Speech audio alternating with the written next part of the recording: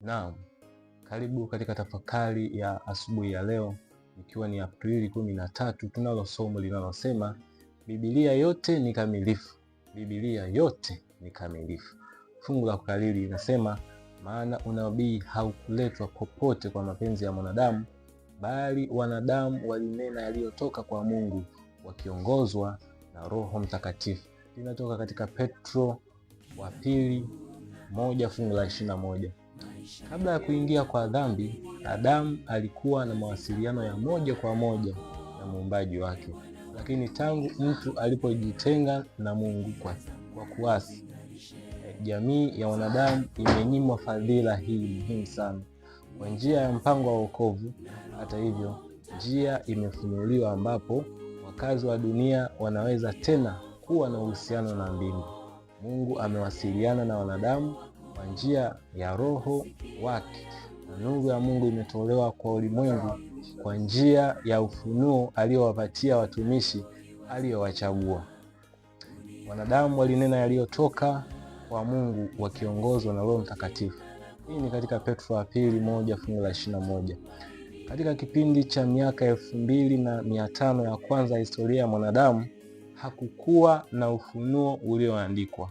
Watu walifundishwa na Mungu, waliwasilisha maarifa yao kwa wengine, na mawasiliano hayo yalirithishwa kutoka kwa baba kwenda kwa mtoto, kutoka kizazi kimoja hadi kingine. Matayarisho ya neno lililoandikwa yalianza wakati wa Musa.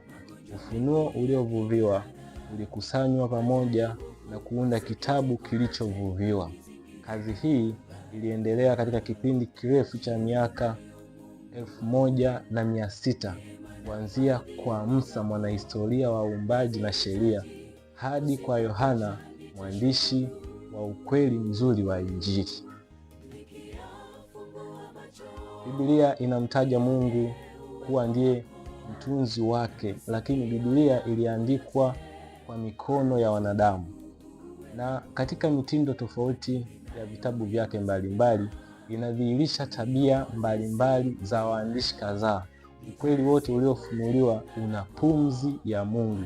Soma katika Timotheo wa pili 3 fungu la 16. Lakini umeelezwa katika maono ya wanadamu. Yeye aliye wa milele kwa njia ya Roho Mtakatifu aliangazia nuru katika akili na mioyo ya watumishi wake. Amewapa ndoto na njozi, ishara na mifano, na wale waliofunuliwa ukweli huo waliweka katika mawazo na lugha ya kibinadamu. Amri 10 zilitamkwa na Mungu mwenyewe na ziliandikwa kwa mkono wake mwenyewe.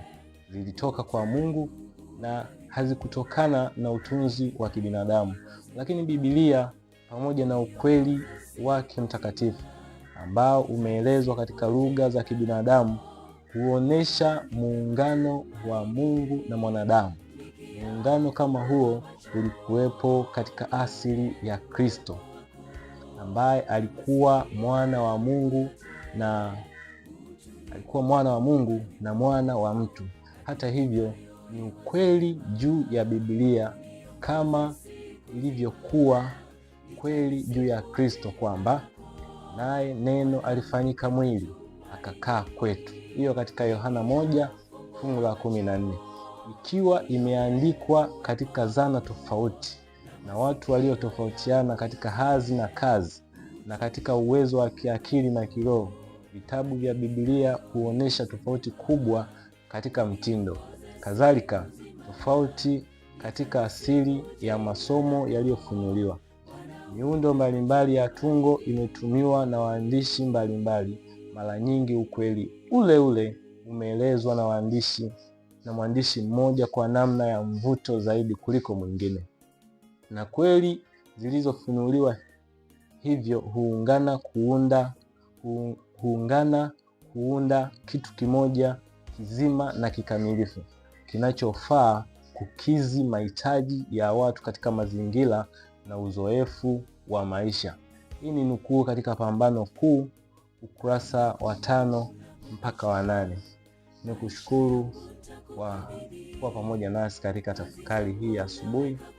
Takia asubuhi njema, tembea na baraka za Mungu. Amina.